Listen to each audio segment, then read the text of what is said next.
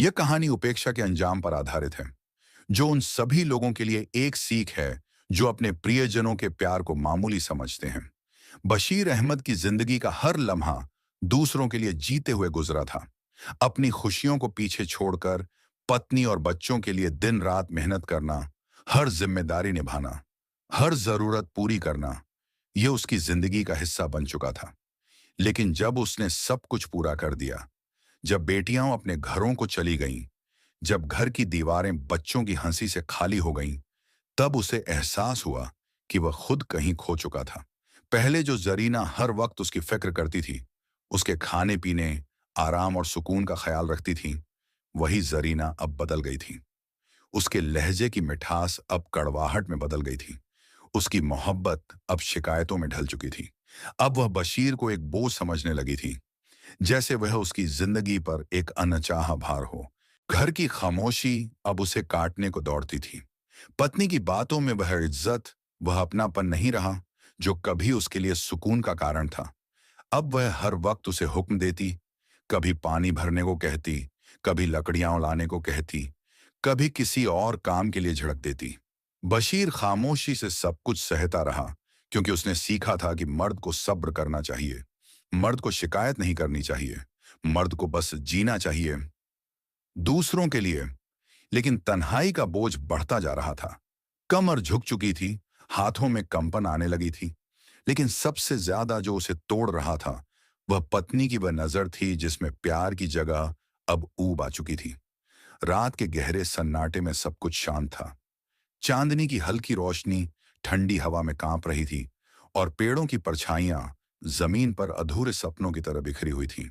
बशीर अहमद, जिसकी कमर अब झुक चुकी थी और आंखों में बरसों की थकान थी, अपने जर्जर दरवाजे की दहलीज से बाहर निकला। हवा में ठंडक थी, मगर उसके दिल में इससे कहीं ज्यादा ठंड जमी हुई थी। उसके हाथों में पीतल की एक पुरानी बाल्टी थी, जिसे उसने मजबूती से पकड़ रखा था। उसका शरीर थक चुका था, मगर जिंदगी की मजबूरियों ने उसे देर रात भी कुएं से पानी भरने के लिए मजबूर कर दिया था।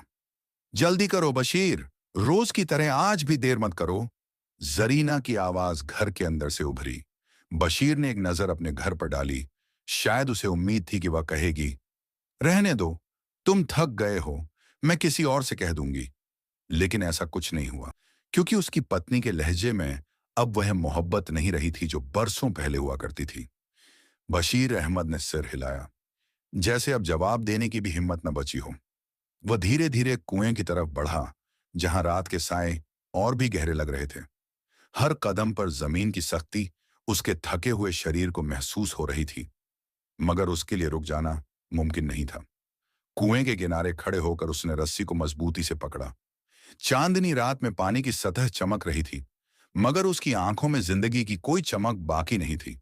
वह रस्सी खींचने लगा, मगर उसके हाथ कांपने लगे। अचानक उसके हाथों की पकड़ कमजोर पड़ गई, संतुलन बिगड़ा, और एक पल में वह कुएं में जा गिरा। जब बशीर अहमद का शरीर कुएं में गिरा, तो एक भारी छपाक की आवाज गूंजी। पानी की सतह कुछ पलों के लिए हलचल में आ गई, मगर फिर सब कुछ थम गया, बिल्कुल उसी तरह जैसे बशीर की जिंदगी की आखिरी उम्मीदें थम गई थीं। रात के सन्नाटे में हवा की सरसराहट जारी थी, पत्तों की धीमी फुसफुसाहट थी, मगर कोई नहीं था जो बशीर अहमद की चीख सुन सकता।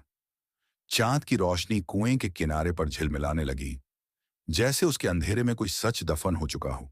पानी की लहरें धीमी होती गईं, और फिर हर चीज खामोश हो गई।